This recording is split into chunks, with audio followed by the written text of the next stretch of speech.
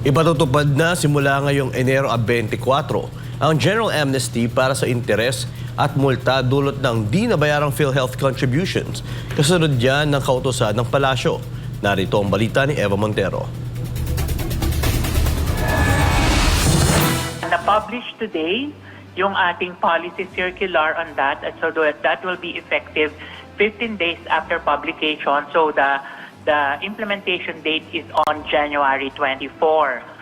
Iyan ang inanunsyo ni PhilHealth Finance Policy Sector Senior Vice President Israel Francis Pargas kaugnay ng kautusan ni Pangulong Bongbong Marcos na magpatupad ng General Amnesty para sa mga hindi nabayarang kontribusyon ng mga miyembro ng PhilHealth. Bibigyan ng isang beses na pagkakataon ang mga may-ari ng negosyo, employer at mga self-employed na miyembro na bayaran ang kanilang mga obligasyon sa PhilHealth nang hindi nasisingili ng interes at multa dulot ng late payment. Ito po ay para sa ating mga employers at ganoon din sa mga self-employed, mga businessman, business people na meron pong mga missed premium contributions starting July 2013 up to December of 2024. Magbibigay po tayo ng one-time waiver of interest para po doon sa mga employers na meron po nitong missed premium contributions. But gusto ko lang din pong i-clarify, ASEC, na again, ang wini-waive po natin yung interest. Yun pong mga missed premium contributions ay yun po ang kailangan nilang isettle.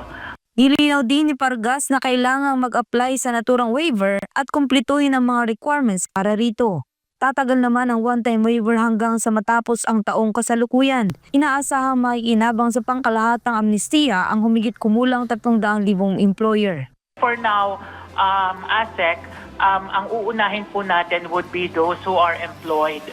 We shall be coming out with a separate policy issuance for the self-employed. So sa ngayon po, it would be the employed sector na sa tingin po natin ay aabot ng around 300,000 registered employers po na merong premium missed contributions ang masasaklaw or maapektuhan nitong ating waiver of interest. So kung halimbawa ang isang employer po on the average ay merong mga 25 to 50 employees, so medyo malaki po ang saklaw na membership nitong ating amnesty na ito o waiver. Para sa Diyos at sa Pilipinas kong mahal, ito sa Eva Montero, nagulat, SMNI News.